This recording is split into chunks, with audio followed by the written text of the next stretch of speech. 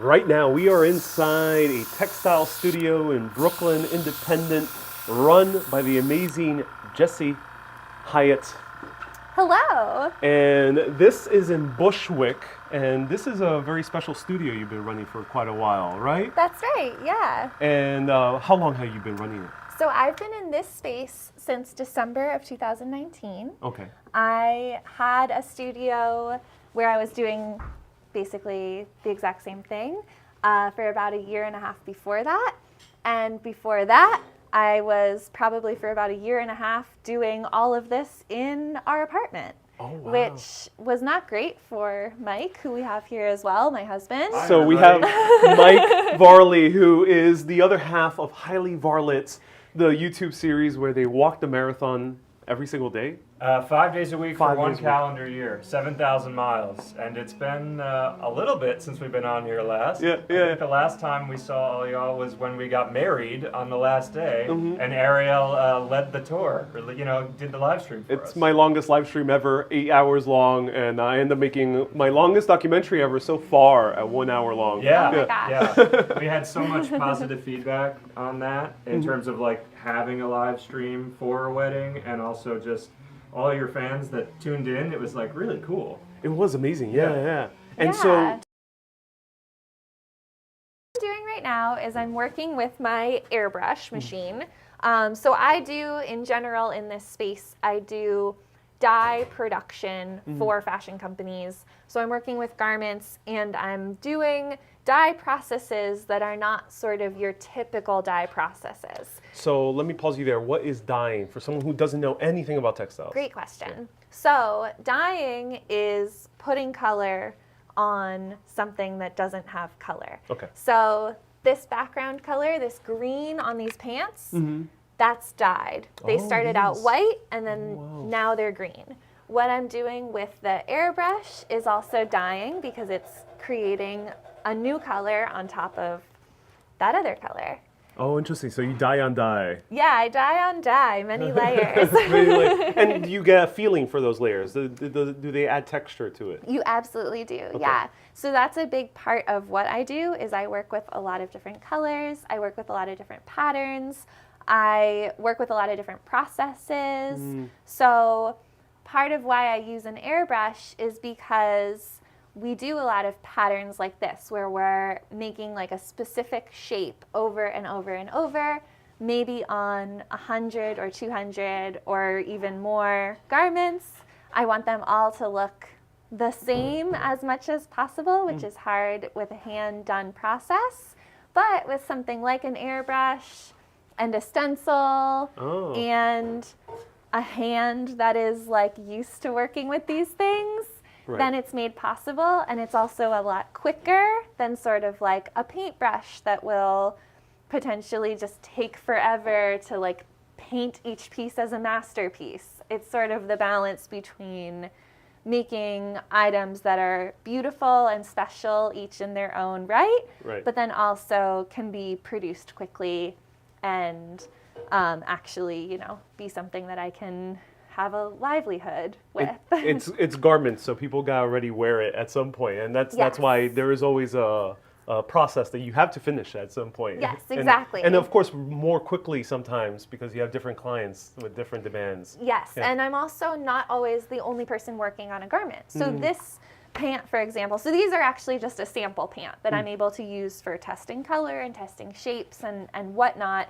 They're from a past collection. The actual pieces are out in store right now. So let me pause you there. Stay tuned because we're also going to have some bagels and some coffee because this man is a bagel That's expert when I'll too. take the mic over. For now, she's the very interesting one. Right, so we're going to do a studio tour first and then we're going to go outside into the wild. That's true. So what type of garment is it? It feels very nice. Yeah, so it's a cotton sweatpant, and these pants are actually, what I was saying is I'm not the only person working on them because these pants are stitched in Portugal at a small factory that works with dead stock fabric. And so what dead stock fabric is it is fabric that's been ordered oftentimes by some huge company A lot of the dead stock that she gets for this is from Calvin Klein. Mm. And they might use 5,000 meters or yards of fabric. Yeah. But then they may have ordered 5,500. And 500 yards might not be enough for them to do anything because they're such a huge company, but it might be the perfect amount for a smaller brand to make a full line of sweatpants. Oh, that's So, yeah, so there's this small factory in Portugal that works only with dead stock cottons. And they specialize in this sort of like sweatshirt and sweatpant materials. Right. And they do all of the stitching for what we call the blanks. So that's just like the blank garment that doesn't have any dye pattern on it yet. That's amazing. So give us an overall tour of the space that we see here. Sure. So we have a huge space over We here. have a huge space. In Bushwick, Brooklyn. That's right. So one of the key features of this space for any dye studio, you need a big sink. Because Susie just mentioned dyeing can get very messy. It can get very messy. And Susie, the other thing we need is a concrete floor and a drain. An area where I can just let things drip. I can let things fall. Currently the floor is a mix of blue and pink. It's Sometimes a blue, yeah, it's you're a right. different color. Depends on what we're dyeing. So you're saying in order to have good drip, things have to drip. Exactly. Exactly. So if people don't know, drip is now the new slang term for having good style in New York City. It's also a sneak peek of what we might be doing later. Oh, interesting. Ooh, Okay, stay cool. tuned. So what is this over So here? these are some samples I made. These actually, there was one day that I was just dumping out some excess dye in the sink, and it had a thickener. I use something called sodium alginate to thicken my dyes sometimes. It's this weird sand algae derivative. And it had that in it, so it was kind of goopy. And I was pouring it into the sink, and I loved the pattern it was making as it was going down the drain. And I quick ran and grabbed this silk that I had in the back and just made, Very soft. I guess you would call it like a monoprint, a single print, just by putting the silk in the sink to soak up some of my leftover dye that I was dumping out. That's amazing. Very, very creative. Oh, wow. I love that. Yeah, I thought they were so pretty. Those are the only ones. We can't do that over and over. It's like Exactly. just dumping dye into the sink and printing with it. You can call them all but the kitchen sink. Exactly, exactly. So yes, this is my sink area. This is my nice metal table that I use to mix my colors. Oh, I So the process is I'll usually like grab one of these cups that's up here, depending on how much dye I need at a time. I'll fill it with water. I'll put it here on the metal sink, and then I'll go over to my dye shelf. Okay. I think my- people are going to like this. Dye bucket too is there's a bunch of excess dye stored under here that I don't use as much. Those are sort of more specialty colors. And then I have all of my liquid dyes that I use for poly dyeing, and then all of my powder dyes that I use for natural fibers. And these type of dyes are also used like in garments like Harris tweed or like sweatpants or Yeah. a huge variety of garments, Yeah, right? so T-shirts as well. Anything that's cotton or a linen or any other plant-based fiber Yeah. would be done with these dyes, I these see. fiber reactive dyes. So and- those work really well with that. You add something called soda ash Right. because for it's called cellulose fibers, anything that's plant-based, it wants to be more alkaline. So you need to raise the pH by adding soda ash. For anything like silk or wool, you can actually use these same dyes, but instead of adding soda ash, you add vinegar. Oh, interesting. Because protein fiber, anything that comes from an animal, which is silk, wool, and a few other things, those are something that needs an acidic environment. So you need to lower the pH. Oh. And then anything that's made from synthetics works really well with these synthetic poly dyes. So, for example, I'm wearing a lamb's wool cardigan, but obviously there's no blue sheep out Right. there or lamb. Not that we know of. Right. So this would be dyed with similar process. Probably with an acid dye, yeah. Oh, So either with a fiber reactive that has vinegar added to it, or there are some dyes that are specially formulated to have that acidic quality, and those are called acid dyes. Ah, fascinating. Wow. Love chemistry when you were younger? No. No? No, You did not? I actually had a mortifying experience in my chemistry class. I Yeah. took AP Chem in high school, and on the very first day, they asked if we wanted to volunteer to help with the science experiment. So I went up front. I was handed a huge beaker, and the teacher's assistant was talking. He was kind of young and I thought kind of cute, and I was just watching him talk, and then as he was talking, I dropped the beaker in front of the whole class, and it like shattered all over. And ever since then, I was just like so embarrassed by that experience that I really didn't pay attention in that class, and like the whole year I was just like making up for my mistake. But Wow. I think I learned a little bit, and now that I do this, I actually love chemistry. So I think having something to apply all of that information to has made it really interesting. Like having the understanding of, oh, if I do this, this happens, and then actively seeing it work Right. is so much easier to sort of stick in my head than when I was in high school and I was just learning formulas and trying to like make experiments in test tubes and not really having anything to apply it to. Oh, fascinating. And Roy on the comments said that he just saw his name because it says red, orange, and yellow. Oh, Yeah. nice. And what is a very unique color that usually is more rare that you don't work with too often? Oh, that's a great question. I do work with most of these colors. I probably, the least popular would either be like reds or browns, just based on who my clients usually are. I think that's like what they're not super drawn to. Two colors that are actually quite difficult to work with are black. Oh, black. Because it's really hard. You have to get a super, super inky, like deep concentration. And then also Otherwise you'll get gray. Otherwise after a it'll while. get gray, exactly. And then also within black, all the spectrums of like every color exists. It's the opposite of black in the light spectrum. It's in dye, it's every color.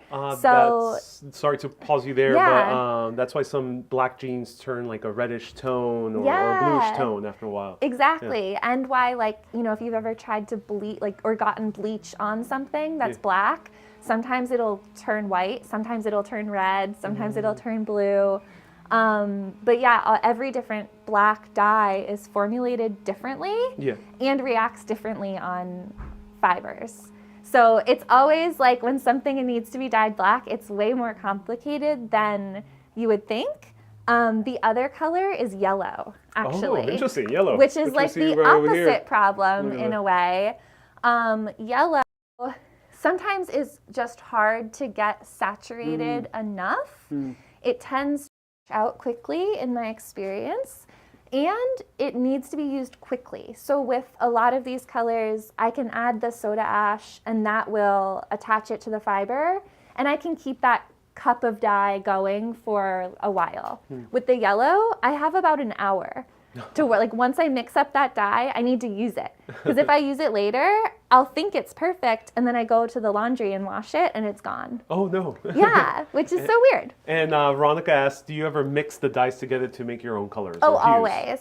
Yeah, Okay. constantly. Oh, That's one of my favorite things. Actually, this little shirt that we have here is, and why all these little cups are on the table, and you can see like my notes on masking tape all over here. This is my honestly tested, tried and true method of color matching. Oh, I see. As messy as it looks, it's the thing that works. We do these little swatches. It acts differently to the different fabrics. Yeah, to the different fabrics, and to get like exactly the right purple that we wanted here. We tested all these different things. It started out just as a lilac. Then we looked at how the pink might work like in a different saturation, and then we mixed the purple with the pink until we got the shade that we were actually looking for. And Anonymous Dude said, Oh, you're highly Varlet. Your wedding was absolutely charming. Oh, thank you. We'll talk more about that when we have some coffee, so stay Absolutely. tuned, Anonymous dude.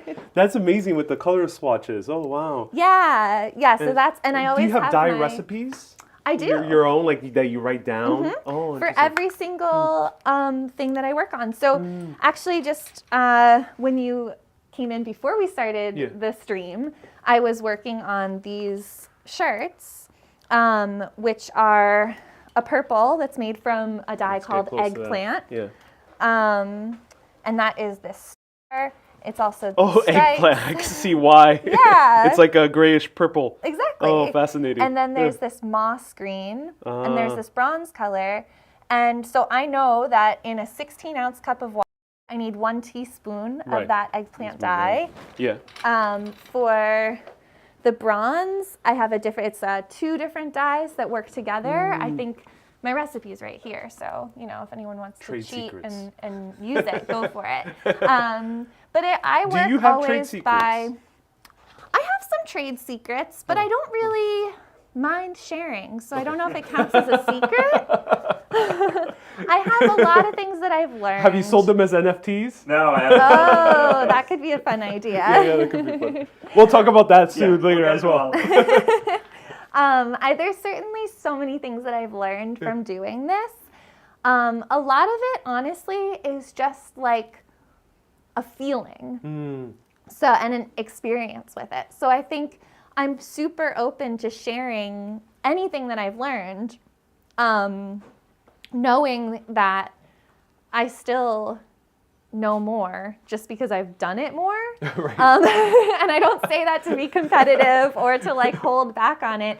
I would love, like, if people want to learn this and want to, know things, I'm happy to share because they also can practice. And if they get into it, like, amazing. There's more people that know how to dye in these certain ways. And that's how I feel about live streaming. I say, I can tell you all the gear. I can tell you exactly how I do certain things, but I've been doing it for a while. You've been doing it, right? Exactly. Yeah. So these shirts look rather unique. If Yeah. you're used to hanging out in Brooklyn, this won't be a surprise. But what type of style is this, and why do they look the way they do? Yeah, so these are really cool shirts that have a great story.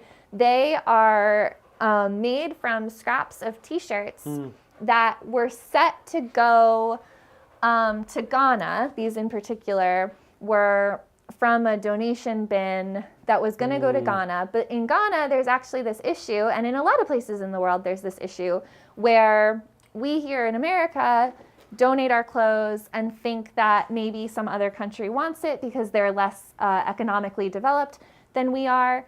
And then it turns out that a lot of times in those other countries, people are like over inundated with clothing. So things like old T-shirts that say can be anything, be something, And or also the Adidas logo here. right. Yeah. Or some of these that have dyed in a way, like this one, you can see the way that the green took the dye. I think you can see that on the camera. It's a little bit splotchy.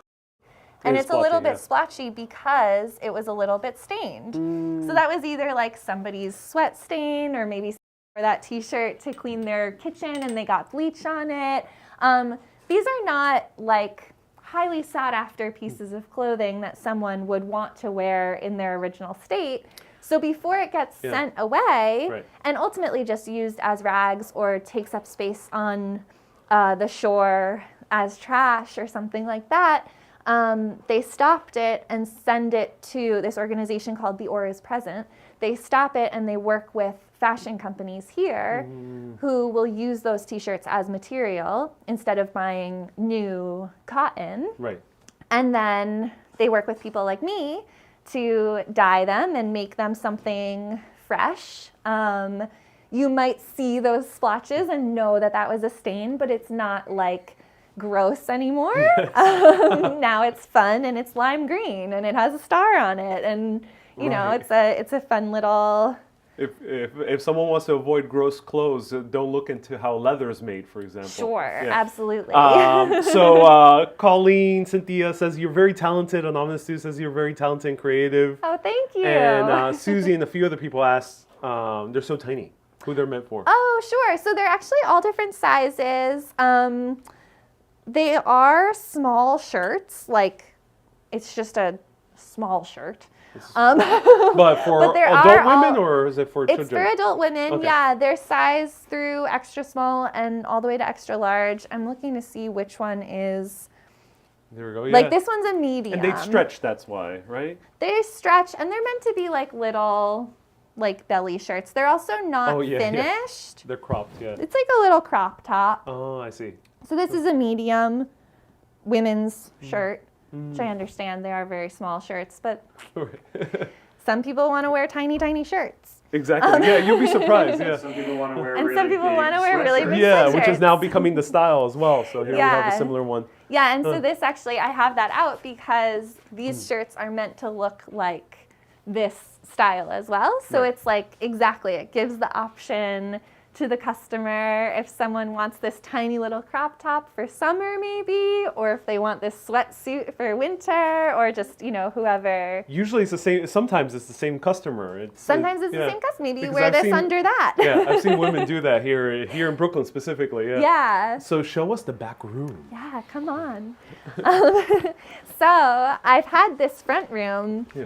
since I've been here. About a year after I moved in, this back room opened up, Oh, interesting. and I was able to take over and expand. There was actually a young couple back here that was using this as their wood shop. Oh, And when we first all moved in, it was great. No problem for them to come through. But by the time they were ready to leave, I was like, yeah, you got to get out of here. Like they were so sweet. I love them.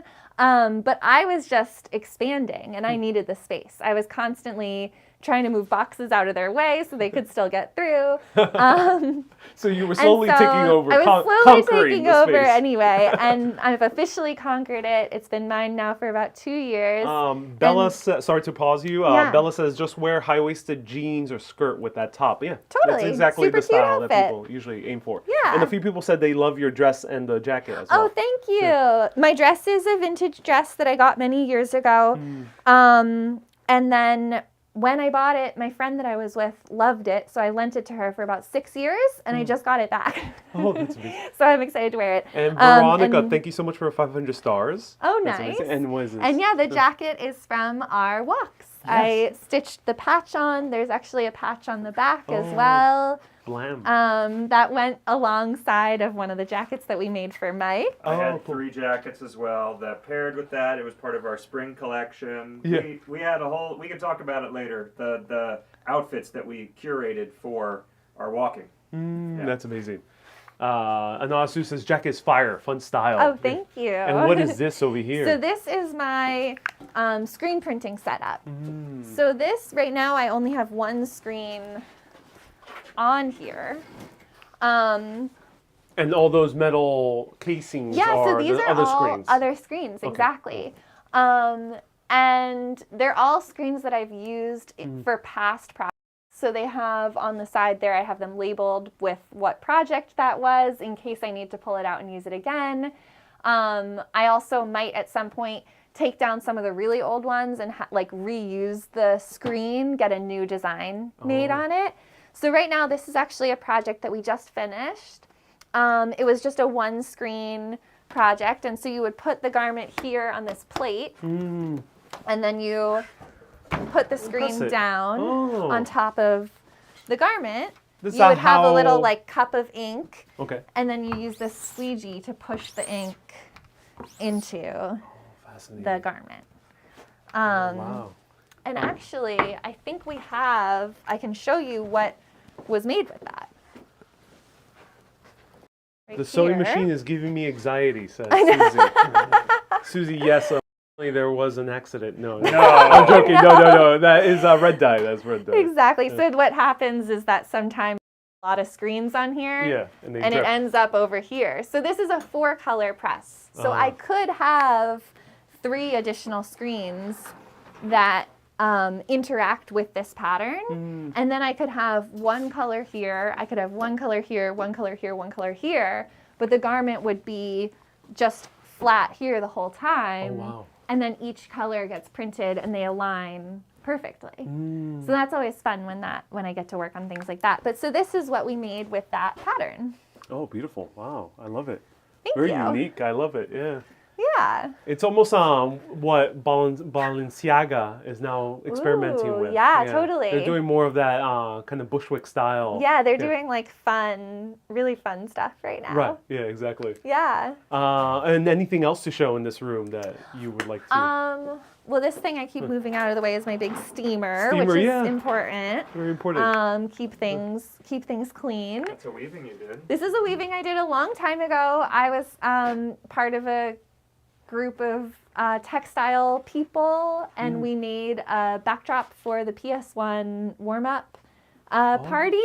Oh, for the Met? For the MoMA. At MoMA PS1, yeah, they have these like summer warm-up parties every year. Oh, wow. And we made like a huge weaving that came, it was 30 pieces like this that were all a little different, and then they were hung together to make the backdrop for the musician. That's amazing. This is referring to the Museum of Modern Art PS1, which is located in Long Island City. And Exactly. I love this And here's shirt. another color sample shirt. I love it. This would make great for a shirt to wear. I know, Yeah. right? Everyone says that. Everyone wants that shirt. Wow. Maybe one day I'll go into production. Yeah, I think you should. Yeah. It's really fun. So all those numbers there correspond to the number that is labeled on the dye powder that earlier. Mika says, I like the shades of pink. Yeah, I like that thank you use you. different shades of pink. That's amazing. And also, you make Yeah. your own home decor now. Yeah, I make my own home decor now. So these pillows here Beautiful. are samples that I made for a trade show that I was part of back in the spring. And the big kit that people may have noticed when we walked into this room, it's a double linen Yeah. bedspread. Oh, cool. Which means it's very thick, but also breathable. Yes, exactly. That means it's good for summer. Yeah. So it has that weight, so you feel nice and comforted. Exactly. But also, it's you won't be sweating. Yeah. Yeah. Yeah. So most of the work that I do in here is garment based, right? Right. But it's also usually client based. So when I wanted to branch out a little and do some of my own pieces, I thought, why not do home goods so that I'm not in any way competing with my clients, Right. but also able to sort of put my own creativity into something and let loose over there, and maybe we'll see how it goes. Maybe we'll sell it. Hopefully we'll sell it. Oh, cool. Maybe not, but hopefully we'll see. anyone wants We'll to see how buy it it. goes if anyone wants to buy it. We're going to do a QVC segment of Yeah, the show. exactly. Mike is going to be the presenter. Do my best Vanna White here. Yeah. Oh, that's nice. That's great. The other side. We're going to do an auction right now. Yeah.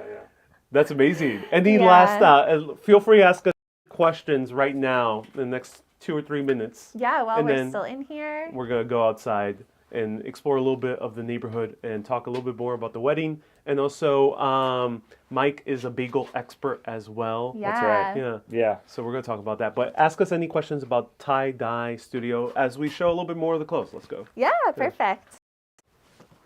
And Jessi, what's your Instagram? Oh, so my Instagram is Jessi Highet Studio. That's Jessi Okay. Highet Studio. Perfect. Um, Let's show this. Yeah, so these are the sweatshirt, sweatpants we were talking about earlier, and we're actually having a clothing swap this evening. We're having some people over, a lot of the people that work here at the studio, a couple friends, because it's the change of seasons. We thought, let's do a little party and get together and have an activity where people can bring, not just their old gross clothes that they don't want anymore, but fun clothes that they Right. just don't want to wear anymore. And we'll swap Hop around. Oh, that's amazing. You do a clothing swap. That's very cool. Yeah. Because it's a good way to know who owned the garment. And you Totally. can, like, it feels like you're wearing something Yeah, that and it someone feels loved. nice to give away something and know where it's going to. Susie says, is there a method to dyeing blue jeans? Do you dye jeans? I do dye denim specific denim, sometimes. A lot of times when I'm working with denim, it's in the context of, I work a lot with this company called Kalina Strada, and we do collaborations with Levi's. And so Levi's will send us, they'll collect a bunch of old jeans, like vintage 501s, for example, and send me maybe 100 of those in a variation of sizes. And then I'll do dye work on top of that. And that varies, you know, sometimes it's a lot of patterns, sometimes it's a little bit of dipping, sometimes it, you know, it can be anything. How would you describe your fashion in 3 words? Says anonymous dude. Oh my gosh. That's a great question. Well, my personal style or what I make? Oh, what you make? What I make. I would say unique, bright, and exciting. Oh, that's amazing. And then Bella says, really like that hoodie. Is there, where can people find these, like, for example, that hoodie? Yeah, so this is actually something that I did for Kalina Strada. So if you look them up, it's COLLINA space STRADA. And they sell, you can go find their stockists, they sell online, they sell all over the world. Oh, that's amazing. Hi, how's it going? This is Nina that works with me if you want to be on a live. Nice to see you. That's what we're doing. How's it going? And you with your little dog, And he's also an Cleo. employee? Cleo is, she's the shop dog. She Shop does dog, a oh, lot nice. of work here. Works hard. Yeah, keeping track of the ground. That's amazing. All right, now let's continue on Yeah. outside. Yeah. Thank you so much for showing the studio. This has been great. Jessi's Totally. going to join us outside. Yeah. Yeah. I'm gonna take the mic, and you're never gonna get it back there. Okay, no problem. All right. It's beautiful. Good. You have Other way. lunch now? Yeah. Oh, okay. Yeah, we're gonna go to a bagel store, and we're gonna go get some coffee and chill. So Yeah. we're just going down the block. See Yeah. you in a bit. Enjoy your time in here. Bye. Nice to meet you. Nice to meet you. This is a co-working space also, like a... Yeah, Different this offices? is such a cool space. So this is O Studio. Jessi Highet Studios is within O Studio. It's a co-working space. Some small cubicles here, larger ones upstairs, and then there's also O Cafe, which is I guess a rotational. We'll say roughly every month. Yeah. There's a new chef, and it's like a completely different style, and there's like a kind of a story behind each chef that's coming in.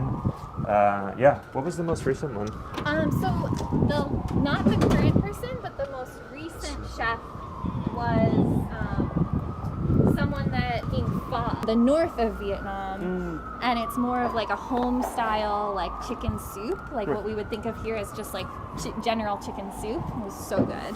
Yeah. That's awesome that there's a restaurant right in front Yeah. of here. Yeah, O Cafe, there we go. Look at that.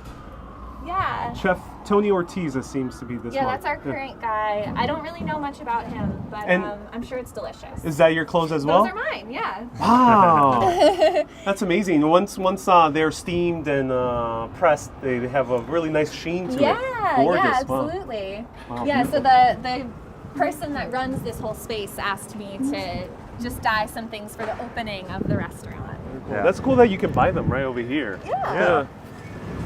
That's amazing. It's So- the beauty, the industrial beauty of Bushwick we're walking into. I'm sure you already heard the sirens. Exactly, yeah. Now the gorgeous wonders of Bushwick Yeah. with its beautiful overpass. I actually do like it, non-ironically. It I does, really do like it. This street actually is very nice now too. When I moved in, and up until about 3 months ago, there was constant construction for this new building. That was a whole other scene, and now it feels great. It's wide open, it's nice white sidewalks, Yeah. it's like this brand new building. For sure. Feels very fancy. I actually saw apartments here many years ago. Yeah. Oh, yeah? Oh, I couldn't live right by the train. I That's would have Yeah, a really hard yeah. time with that. so Like this left is the down this Myrtle way. Wyckoff stop? This Myrtle is the Broadway. Myrtle Broadway stop. Yeah. There we go. Yeah, the JM. JM. Does Z exist anymore? Yeah. Yeah, I never see the Z anymore, so I have no idea if the Z exists. Of course it does, but let us know. Have you seen the Z? You have to live a commuter lifestyle, and Yeah. none of us do right now. I think So the Z is a skip stop in the morning, Right. right? and the afternoons, yeah. In the afternoon. Yeah, rush hour times really when it's in. Oh, the beautiful sounds of New York City. Yeah, that's right. Yeah. Enjoy the soundscape. I'm sure we'll hear a train go by overhead at some point and not be able to hear each other during that moment. But Yeah. So Mike, you're leading us the way Yes, to the bagel so shop. to give a little context, while we were doing this walking project that some of you may know, but for those that don't, Jessi and I walk 5 marathons a week for 1 calendar year over COVID. It just happened to be over COVID. We planned it for a year and a half. And we did a number of sub-projects. I won't compete.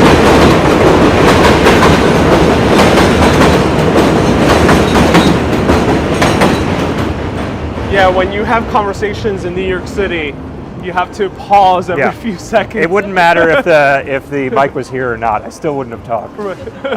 But so yeah, one of the sub-projects that we did while we went through every neighborhood in the city, I ate at over 200 bagel stores and reviewed all of those bagels. Oh, wow. And I made a website called everythingiseverything.nyc, and it is just a massive compendium of all of that experience.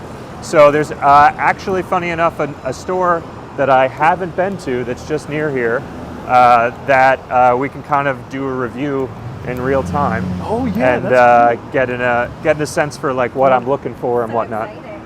Yeah. That's amazing. So I usually don't review things on my show, just give you my impressions, but Mike is a reviewer, so I will join because I'm in the presence of a reviewer. So, we will get more critical and analytical. Actually, our first time that we joined Ariel was a similar experience about was a almost bagel, 2 years ago yeah. now. You guys got Bagel me. Day. You guys got me hooked on modern bagels, Yeah, Oh, modern really? bread and bagel. Yeah, Amazing. gluten-free bagel. So Excellent. and they Yeah. expanded recently They to did. 6th Avenue. Yeah. And apparently they're going to LA as well. That's Oh, what I really? heard. Yeah. Oh, cool. The more you get into the LA, watch out for that because Yeah. they are good. yeah, if So- you have celiac disease or in any way gluten-free, modern bread and bagel is fantastic. Watch that show after this one. Search Urbanist Highly Varley. You'll see it. And let Yeah. me pause because.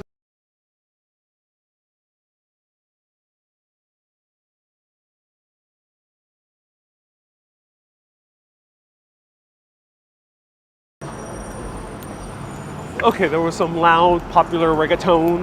Yeah. So So, the one thing I'll say, one of the reasons why I didn't go to the store previously is because I kind of have a sense that it might be more a deli bodega than an actual bagel store. yeah. But if you're naming yourself a bagel store, I do feel I have a certain sense of responsibility to review it because people might just be searching it and thinking that it is a bagel store, and it turns out it's not. So, yeah.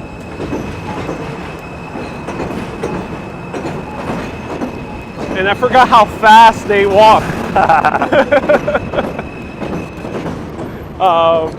Because I walk fast, but you guys, since you were so used to doing marathon walks, Yeah, we got places to you be. got a good pace. So I'll let you do the ordering. Yeah. What do you usually? What's their basic order I for? always a bagel? get an everything bagel with scallion cream cheese, Okay. and that's so that I can have some sort of control over the process. It's Yeah. a couple reasons, so that I can, have a uniform order. It's a popular order, but also the scallion cream cheese and the everything afford some opportunity for creativity on behalf of the bagel store. Like, what types of toppings are they including on the everything? What's the density of the topping that they're including? For the scallions, how thick is the scallion chunk? Is it more like a racer size so it provides texture, or is it more finely chopped so it provides coloring and like vegetal flavoring? Basically, it allows me to see what their intentions are. Okay. You know, like, and if they really like.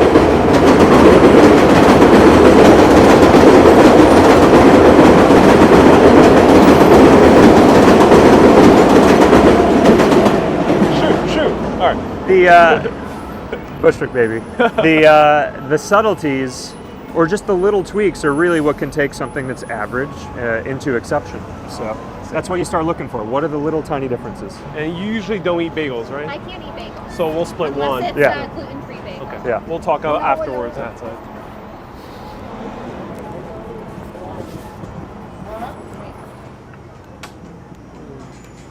How's it going, man? Wow. Can I get an everything bagel with scallion? What kind of bagel? Everything bagel with scallion cream cheese? Toasted or no? Not toasted, no. Hey, how's it going? Basic toppings you always see like in all delis, right? Yeah, they all yeah. have the So same- like, yeah. I mean, this is a very modest spread selection compared to some of the other ones, but there is a little bit of intention in how it's being, displayed. So that's nice. Oh, that's cool. Like you look at the jalapeno cream cheese, it's like the jalapenos are all on the outside. You know, I mean, I think it's People like spicy nowadays. people like right? spicy. Yeah. People like, again, intention. It's like a big thing for me. What? These actually look good. More like a bagel store than most delis. I mean, it has bagel hoppers, so yeah, Yeah. for sure. Is there good purveyors nowadays? You mean like distributors to Yeah, other? distributors. Oh yeah, a lot for of the, delis and for. oh, well, not even a lot of bagel cafes. stores that are like quality bagel stores will also get from like some of the top tier. Like Essa Bagel might supply to other stores that you know that are known to be good stores. Right now? I have Essa Bagel. That's so big. I love that. Oh, that's so cool. Yeah. So it's not uncommon for some of the chains around here to supply other stores. Like there's. Yes. I'm gonna get. I don't get a bagel, but this is my favorite kind bar. Oh, I love that. I'm gonna get that. I'll meet you guys outside. Yeah, yeah. Okay. Together or something? Together.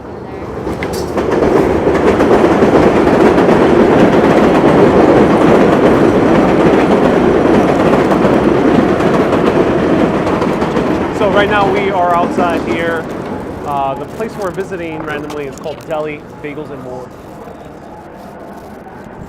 So classic New York City deli. Yeah.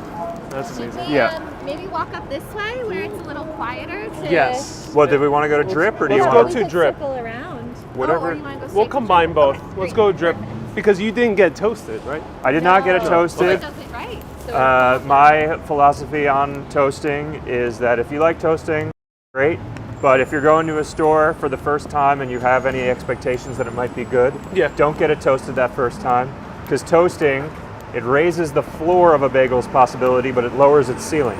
So the reasons that you get a bagel toasted are because maybe you want like a crackliness to the shell, or you want to be able to have the heat activate the cream cheese so it creates like an icing-like texture. Sure. But a bagel that's coming out of the oven can do both of those things, in addition to having all sorts of other flavor profiles that you're then going to toast out and just turn it into a toasted bagel. Okay. So like, really like, That's I interesting. have no objection to people enjoying bagels how they like, but all I would say is that there are flavors that are in a freshly baked bagel that you will lose immediately once you toast it. So if you're getting toasted, you're doing it wrong. Nah, I was pained myself No, not no, to I'm say joking, that. I'm I was joking. doing backflips not say that. You can make it. that's what you mean, right? Yeah. Well, and also you get a dozen bagels, you bring them Pause home. over here toast for a is second. perfect.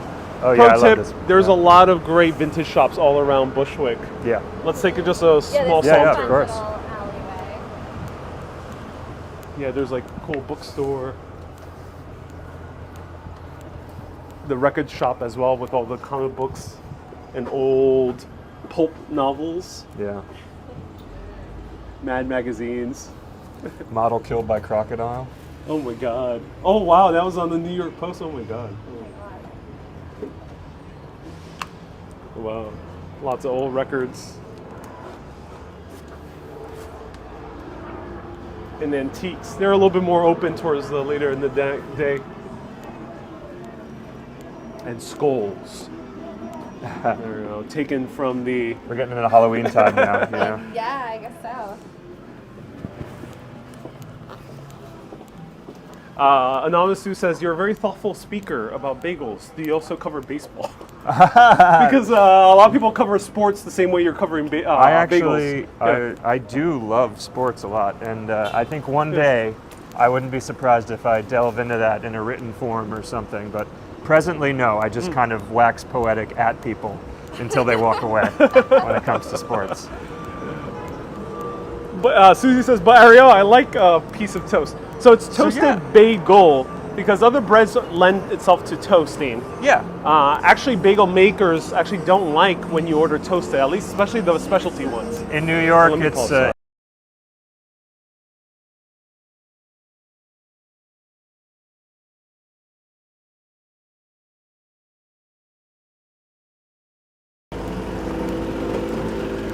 All right. So I'm gonna. What do you like for your coffees? I usually, so we're in that in-between period right now where like, do I get an iced coffee? Do I get a hot coffee? Yeah. It's cold, but I always love an iced coffee. I think I'm just gonna go for it. Nice. What about you? I What are would. you gonna try? The cold brew here is exceptional. brew. Yeah, I'm Awesome. gonna try that. So I'm gonna have you guys Yeah. handle the camera Sure, outside, sure. chat with people. I'll order inside. What would you like? Could I have an if I have it? Black iced tea? black iced tea and I can also get it for us. no. Okay. Okay. Okay. Well, Keep your camera going. You guys we'll can do that. continue your Yeah. bagel talk. we'll do Yeah. that. Yeah. 2 cold brews, 1 for me, 1 for Yeah. you, and a black iced tea. Yeah, and Yeah, if not, that a sounds water's great. Okay. Yeah. And this is drip right over This here. is drip, yeah. So Which drip, I think Jessi frequents somewhat on the regular because it's so close to her studio. We live not too far away. We're like a 25-minute walk or something. So It's a beautiful mini coffee shop. I love it's just clean aesthetic. It's just all about the coffee. Yeah. That's the great thing about them. yeah.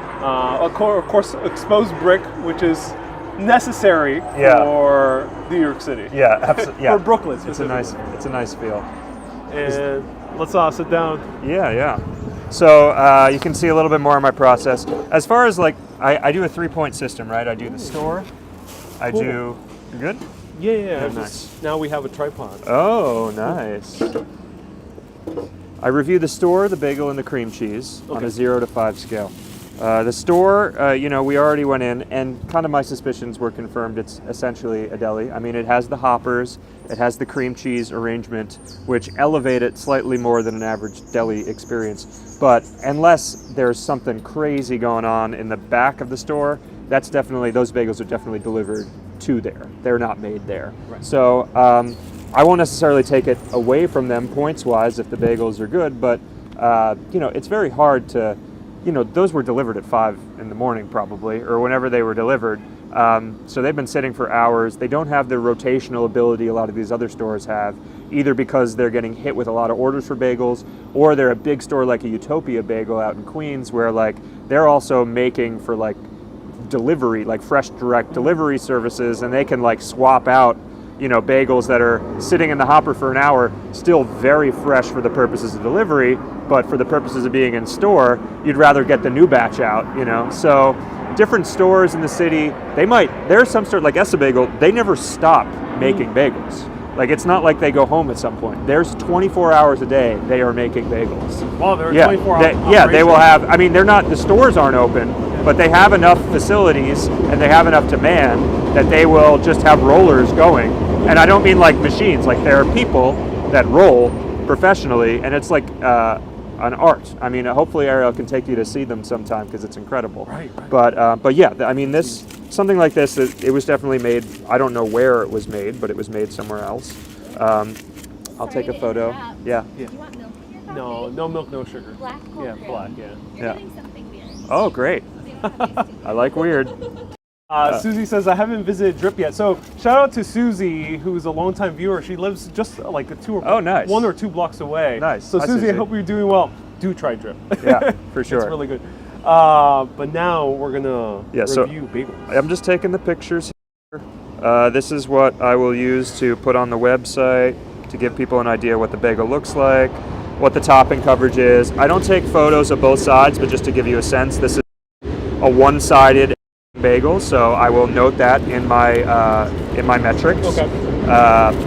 So let's see. We have sesame, we have poppy, we have the garlic and onion flakes. It looks like it's either very light on salt. Oh, here's like 1 salt grain. So it's very light salt density. It might also be baked in. So sometimes I don't really particularly see it here, but if there's like a sheen, it could be like the salt is kind of melted during the process a little bit. So there can be, I happen to prefer having at least some grains of salt because it gives it that like pop with each bite. Okay. But otherwise there can just be a uniform saltiness to the bagel potentially. Susie says the bagel looks so good. Good. Christoph says, yes, I love it. Yeah, and you can see, how this differentiates It does itself look good. from like It's not a flat one. no, also. exactly, Yeah. from like a Lend bagel, like a grocery store bagel. Yeah. You can see that it's kind of bulbous, irregular. This is definitely hand rolled. It wasn't made on a machine. And the bagels that are You can tell because of the irregularity. yeah, Okay. yeah. The bagels that are machine made are actually fundamentally different. The dough.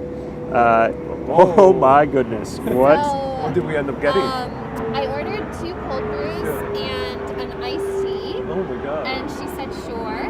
And then she went back and I said, your iced tea is unsweetened, right? And she said, yeah, okay, actually we don't have iced tea, but I could make you something called a butterfly. Okay. And I asked what that was, and she wasn't sure. Because she's new. She's new, okay. Thank She you. was very sweet though. And Thank you so much. you're welcome. And we'll see. I am This guessing reminds me of it's like a fire. What's that? The ice pop. I think it's the red, Yeah. white, and blue. Yeah. Totally. I think it must be. Have you ever seen like butterfly pea protein? It's like just like a powdered blue. Like they use it to dye food to make it that color. So I'm I think glad it must we- be that. I didn't think about it until I saw how blue it was. It is very pretty. It's beautiful. It's with oat milk Yeah. because it's very milky. We're so- gonna save this for after this, so because I don't know how this would impact the review. Exactly. Yeah, precisely. But for the moment, we'll put it down here. Thank so you. we're gonna try some bagels first. Yeah. So yeah, you can we can crack open the half. We can share it. But yeah, what I was saying is basically the bagels that are store made or mass produced. They are fundamentally a different type of like dough. Like they can't the way that they make them here, it glams up the machine so they have to like change the actual like recipes. And it impacts the bagel in a negative way. All right, let's try some bagels. Okay. I love it. Mike Analytical said that he wants you to review his pizzas. Oh, okay. Yeah, I would love to. Here you go. You can see here. Yeah, nice. I think a pretty decent amount applied. We'll see if it's evenly applied or not. Because that's a thing. Sometimes they just put it like down like straight, and then it didn't get spread evenly. But yeah, we'll see. I love that Mike is the complete opposite of David Portnoy. Yeah. David Portnoy, an awesome guy as well, Yeah. with One Bite Pizza reviews. Oh, Yeah. But he's more. It's not about the actual pizza. Yeah. Ultimately, Yeah. You know, Mike is a lot more analytical. I love it. Yeah. It's like a science. Yeah. Let's try it out.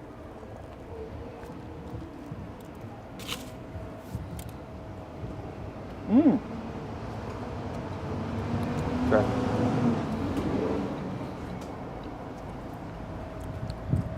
So, not hot because again it was delivered earlier in the day. It still retains a degree of freshness. It doesn't really feel stale. That's good. Soft. It's not. On my spectrum, you'll see if you go on the website, there's a XY charts, and for the bagel itself, there'll be size. So this was on the I would say medium large to large size, and then the y-axis on that chart would be crackly, and then doughy, and then the middle is crackly and chewy, and then the middle is doughy. This is not crackly. No. This is probably on the somewhere between a little more than doughy, but not like chewy. But when I say that what is that difference? What does that mean? Doughy is like soft and very yielding. Chewy is like dog with the bone, rewarding, you know, in the best version of that, where it's like tough, but like, wow, I'm getting a workout and it hurts so good. This is more like, it's not quite doughy, but it's not like hard to chew either, somewhere in between those two.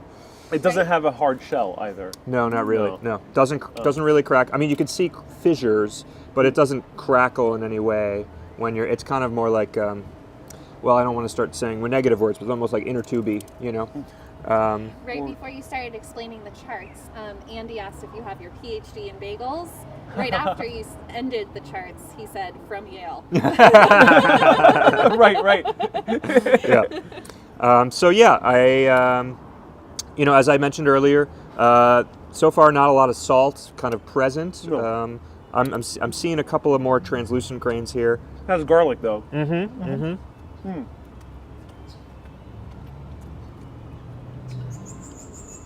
Very chewy.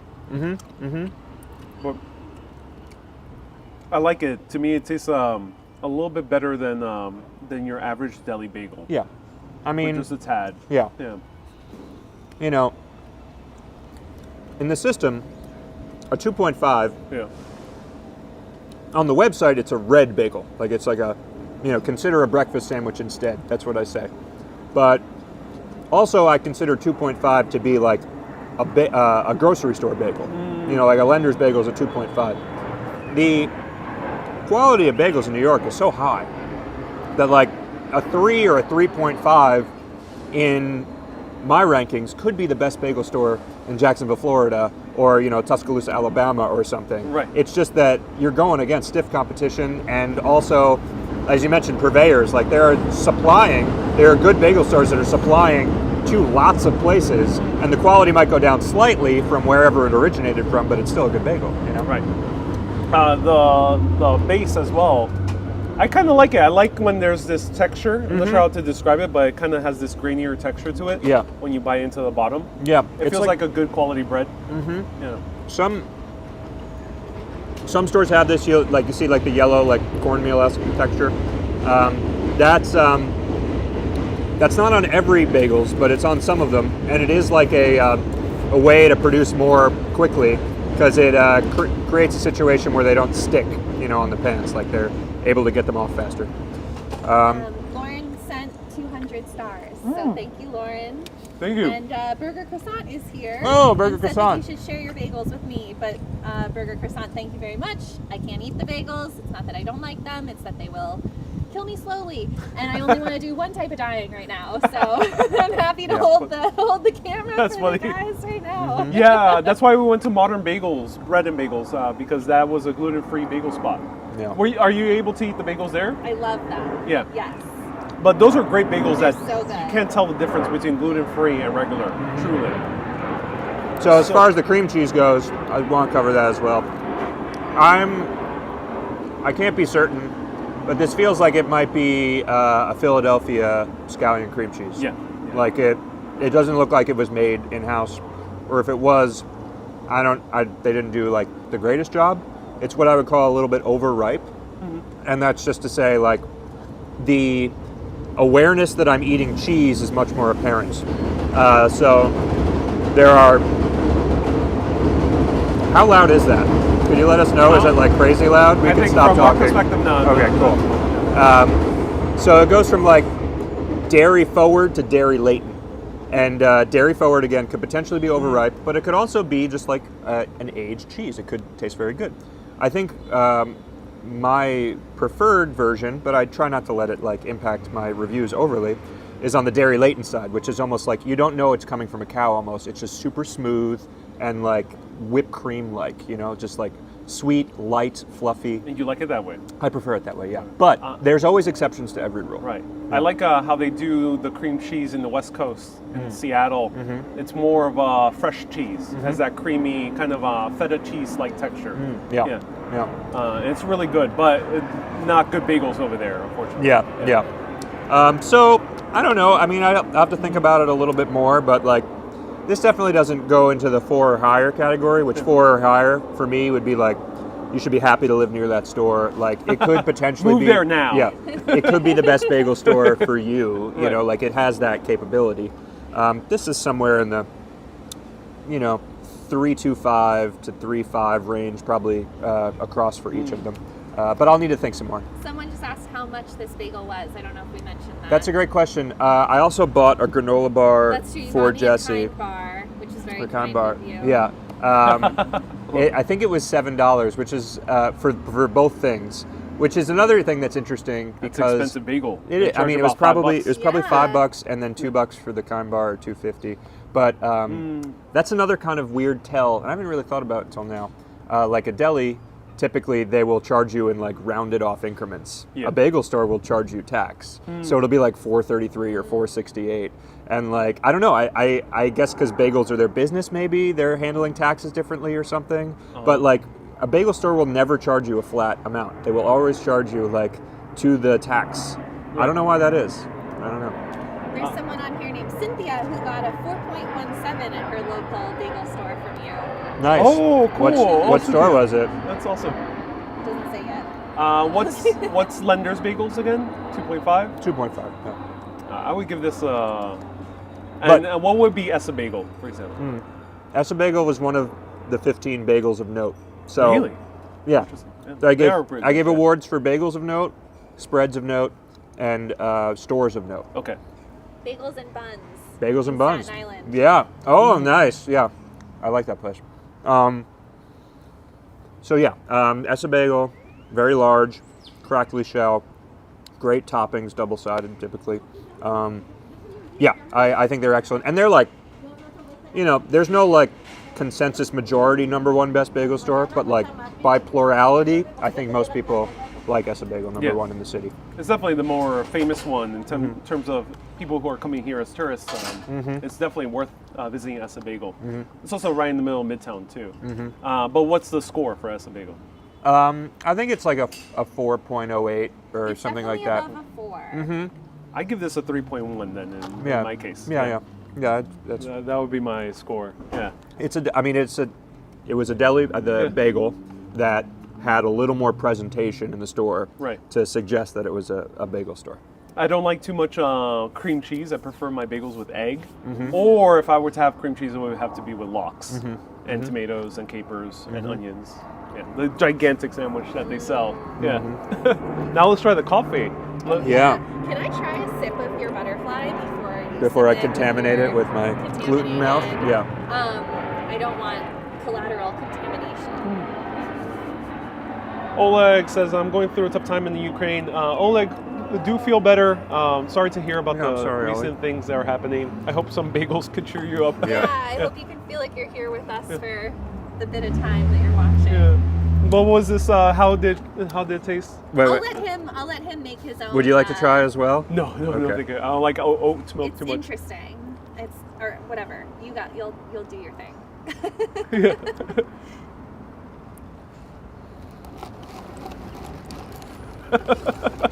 Tasted mostly like oat milk. That's what was Yeah. most interesting to me, that it had kind of not very much flavor. Yeah.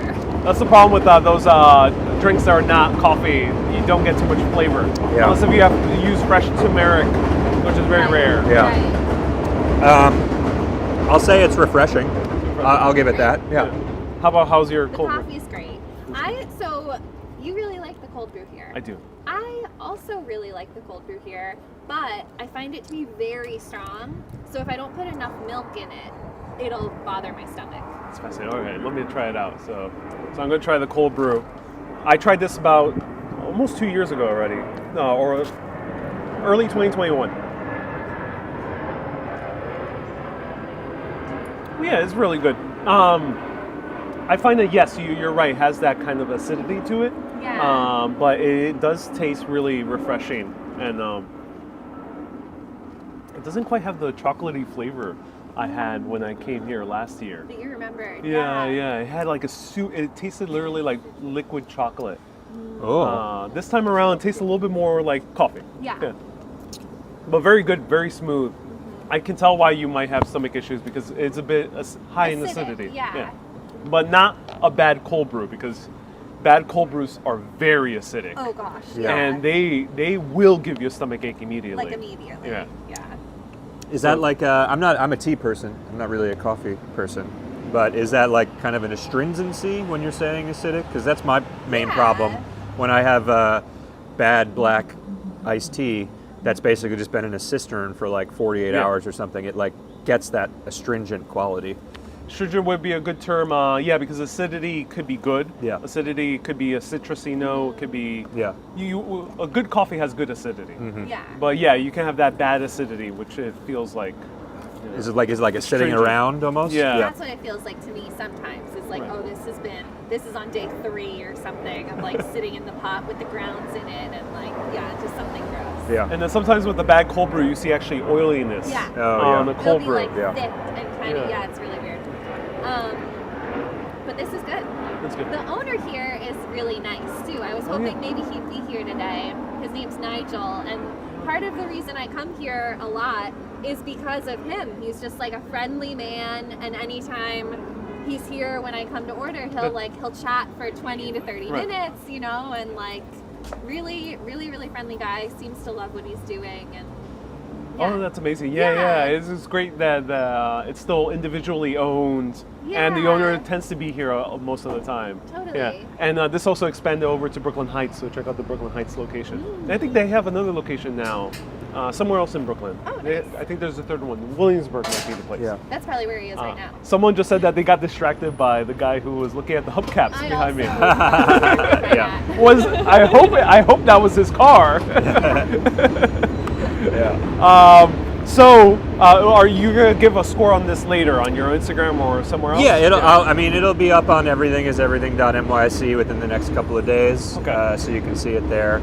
That's my primary means of tracking all of this. When we were doing the walks before the website was live, I was doing like Instagram posts, but now it's just exclusively on the website. However, if you guys are inclined about learning more about the process, I actually did a presentation at Bagel Fest 2 weeks ago, and that's a thing, where I did like, how we did the walks a little bit, how the website was developed, a more deep look at like the different scoring qualities, the media reception, because it ended up being like crazy big, the biggest thing we've ever done, like weirdly, which was great. I mean, it was kind of why we led with bagels as the first thing to document as part of our walk, because we had a sense that, marathon walking, that's like hard for people to grasp, but bagels, especially in New York, everybody loves bagels. They love fighting about bagels, but at the end of the day, the fight doesn't mean anything. Like you can still like have a good time. So that's why we put it out first, and like, we ended up being in the New York Times, NPR, Washington Post. We were on the Today Show. Al Roker was fun to hang out with. That's amazing. Yeah, Were you on it as well? Yeah, Oh, that one, actually, cool. the Today Show was more about the walking than the bagels. Yeah. Oh, cool. So it sort of was like the first bits of news were about bagels. And sometimes I would be there and it was awkward. Like it's Because you don't eat the it's bagels. fine, but I'm like Like me with the studio earlier. Yeah. There's, what can you just, like, say? standing there like, yay! Give me support. But then, but then slowly it sort of actually transitioned. The more that the word got out about the bagels, people were wondering, oh, why did you do that? And then they find out about the walking, and then more people wanted to understand about that too. So for the Today Show, it was mostly about the walking project, and it coincided with their project that they were doing to get people energized to get out and walk. Right.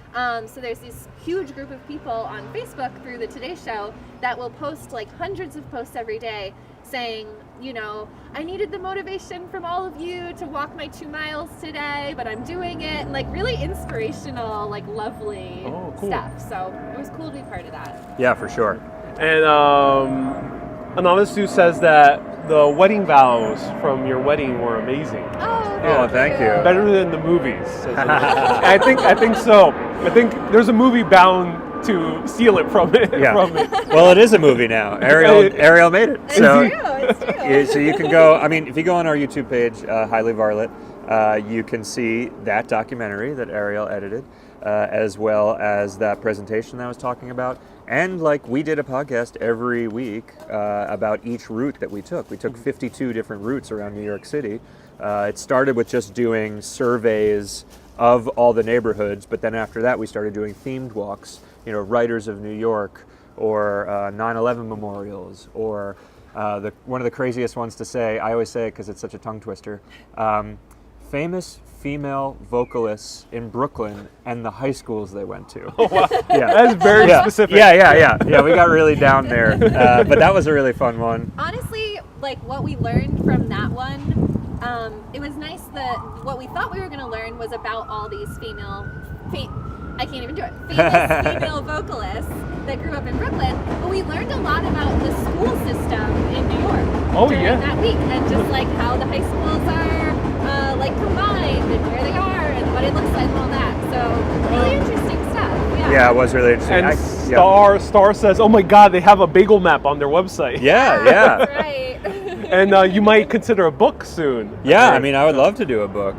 So the one of the reasons, you go on the website, you might notice or you might not notice but you might experience the fact that there's no ads on the site. Yeah. Not only that, there's no real like social media pull. There's no like this, share this, subscribe to this on the site. It's kind of an aesthetic choice that we made. The idea being like contemporary web 1.0. And if you remember that, it's the idea that like you're there for the content. You're not there because you're supposed to be sharing it. You're not there because we're looking to steal your attention away to something else. But the flip side of that is that you need to figure out how to monetize that. Right. So like a book is one version of how you do it. What we have up there right now is there is an NFT collection that coincides with every one of the reviews that I did. So you saw I took a picture of the bagel. When we launched the project, there were 202 reviews. It's since expanded. But those original 202, there was an NFT that corresponded to each of them. And people could purchase them in the same way that you might support an artist by buying a screen print. And yeah, I mean, In one sentence, let us know what NFT stands for and what it is. Great question. I actually did that in the presentation. I tried to do the most condensed version. Yeah. NFT stands for non-fungible token. Fungible's a terrible word, Right. but it wasn't invented 6 years ago. It's just terrible to say. We don't even say those like syllables often. Right. It's hard on the ears, but it means something, right? Non-fungible means unique and irreplaceable. Fungible, by contrast, means replaceable. So an easy example, a dollar bill is fungible. That means that I can give Ariel a dollar bill for a dollar bill, and there's no loss in transaction. We each have the same thing that's valuable. Non-fungible, again, means unique and irreplaceable. An example of that would be a house or the Mona Lisa. So I could ask for something for my house, and there's nothing you could give me that would be exactly a one-for-one exchange. Even if you gave me another house, it would be a different house. It would be in a different location and have fundamental different properties. So you take that and you apply it to a digital asset and a digital ecosystem. So a fungible asset digitally is like Bitcoin or Ethereum. And a non-fungible asset now are these NFTs. And what happens here is it completes the ecosystem. It creates like a trading environment where somebody can take these now fungible digital assets and get something that is unique, but also digital. Because previously, That's digital, more than one sentence. I know, but there's literally, I'm still condensing it as fast as possible. There's no way I can do it and like honestly give you an But answer. that's But- a very good Yeah. explanation of Yeah. something that's Right. very confusing Yeah. to most people. Especially the Mona Lisa example is a very Yeah. good explanation. Yeah. It's something, you own the first copy. Yeah, exactly. And so you could put Mona Lisa on notebooks, you could make a painting that looks exactly like the Mona Lisa, but you don't have the original one that's in You the can Louvre. even own the license, and Yeah. but you still own the first copy. Yeah. So, Um, there's no way other than the long-winded way to really properly describe that. Anonymous says you're a great speaker, and this is up on YouTube. You have the talks up on YouTube. Yeah. Still don't understand it, says Kay. Just think about the Mona Lisa. Each bagel review is a Mona Lisa. Yes, yes. It's a Mona Lisa, it's a Rembrandt. Different bagel reviews are different Exactly. artists. So people can collect things and they are unique to them. They exclusively own that version of it. Right. And it's a way for people that are collectors of art to collect. It's also, in the future it'll be a way to like establish ownership of things. And for bagels, the reason that I wanted to incorporate it into this project, other than to be an alternative stream of like financing it, is that I think the future of reviews is fascinating. Because like right now we have Yelp or Google, right? Right. And the most that you can get out of doing that is like a user score next to your name that says you've done thousands of reviews. And maybe, just maybe, you can take that user score, go to a publication, and you can convince them that you're an expert, and then maybe you can start monetizing all that labor you put in. Right. With here, you could have this crazy subjective idea. You could do the best sushi in San Francisco or the best deep dish pizza in Chicago and like make a crazy map like I did, get really weird about it. And then if people like that, they can support that. And then you're immediately already taking your labor and turning it into something that you can capitalize on, your review labor. Ron said I had to do something like that for avocado toast. Yeah, Cold brew as totally. well, That would be a huge hit for sure. I think so, yeah. And I think let's collaborate again. Let's cover the new bakeries that are popping up in New York. Ooh, that'd be fun. Not bagels, but like actual real good bread. Yeah. Some of them are coming straight from Europe. Others are from like the West Coast. and they're making really, really great quality bread now in Manhattan specifically. Yeah. But the final topic that I'll ask you guys about, how was it running a wedding in New York City? Oh boy. Because this wedding was very interesting. It was a marathon wedding. I walked half of the marathon to live stream it, 8 hours, and you guys did the full marathon That's right. to get to your wedding destination. So it was a destination wedding too. Right. Honestly, it was great. I think because it was so unique Yeah. and different and something that we just built ourselves, it honestly was pretty easy to put together a wedding in New York. Like, I think a lot of times people are nervous to have a wedding here because firstly, the cost, and secondly, the time like ahead that a lot of things need to be booked. But all we had to book was our friend's bar. Right. So that was easy. Waiting for the... we had to book our friend's bar. We had to book a space within the park, which was like a $25 application fee, and then a little bit of bureaucracy. And then we had to book a really huge, like, fire hall, essentially, but a bar down near the water in South Brooklyn, which was, we picked places that were not typical wedding destinations, and I think that made it a lot easier to plan. We also had... to be very magical too. Yeah. We also had hours and hours and hours of just walking to discuss what we wanted and to call people and ask for help and check in on the park situation and like get to be buddies with everybody that we were working with to figure it out. So it was nice. Yeah, one cool thing that we didn't even realize was to be a benefit. One, we did away with the idea that you don't see the bride beforehand. We just, we were going to walk, so that was... you were present the entire I was there. So... It's on video. Yeah. I actually I had to be split. I had to walk with either the groom or the bride for a section. Yeah, we did set. That was sort of like the only moment that we were like, oh, I'll be hidden, for like an hour. Yeah, but it was a good way both to like make it so we weren't a critical mass of people and also to like have a fun time like separating for a while and then getting back together. But there were long stretches at the very beginning of the day, as well as like our walk. Once we sent a bunch of people from Prospect Park to Marine Park and then had like an hour and change to walk alone before we got married. And then after the wedding, sent people to the venue and then had some more time to be together. It was really great because it slowed down the day and allowed us to like think about what was happening and reflect on it. And anytime that we were with everybody, it's just kind of like a love puddle. Like people are just like inundating you with goodwill, and like it just makes the day go including like random this. strangers. Yeah, of course. Yeah, that's was right. caught on live video. Yeah. And also makes an appearance on the documentary. That's right. Yeah. That was really nice. pastor, the reverend or pastor. Yeah. We saw him on the street, and he came out and blessed the whole wedding party that was with us at the time. But yeah, to be able to like slow things down, like really pace the day, it was great.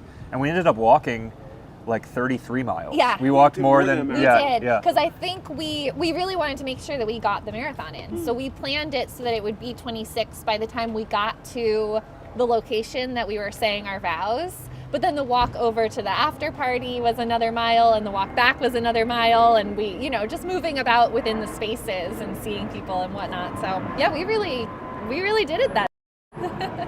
The ending was perfect. It was a beautiful sunset, the south of Brooklyn.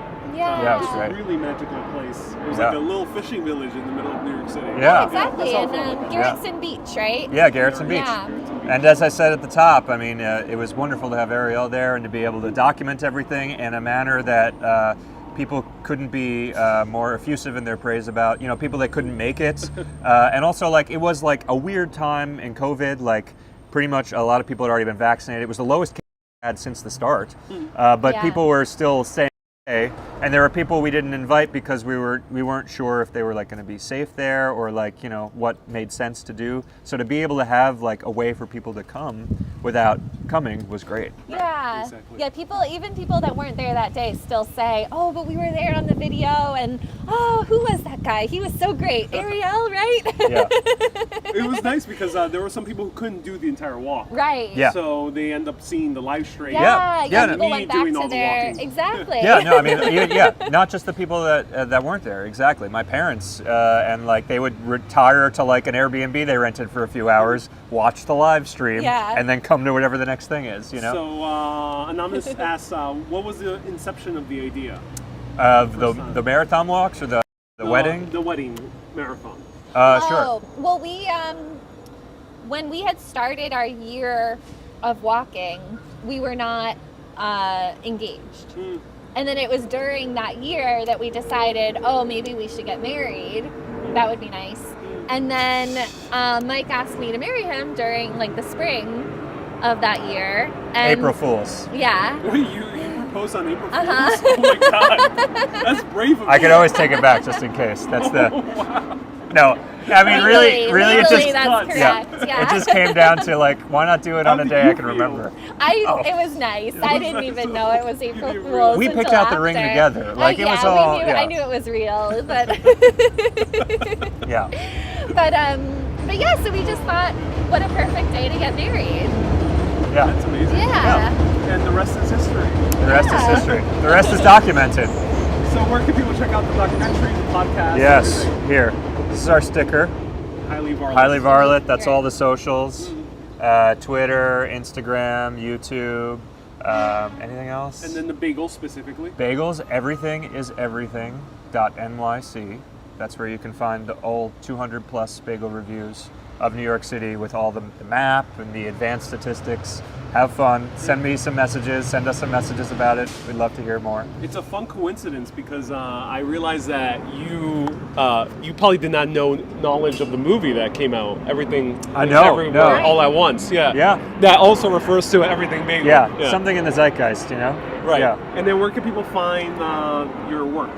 So my Jessi Highet Studio, I have JessiHighetStudio.com. I have the Instagram, the same name. I also have JessiHighet.com where I have all my sort of personal work. I'm also involved. We will not get into this, but I'm involved in sort of a political thing right now. So if you want to dive in on your own, you can go to JessiHighet.com and find that. Reach out and I'll tell you more about it. But all my studio work that you just saw is Jessi Highet Studio. That's On all those things. Great. That's wonderful. Thank you so much for joining me. This was an amazing adventure through Bushwick, even though we only walked like 3 blocks. Yeah, we That saw goes a to lot. show there's so much to see. And check out the place to buy her clothes at O Studio. It's amazing. And then check out the bagel reviews.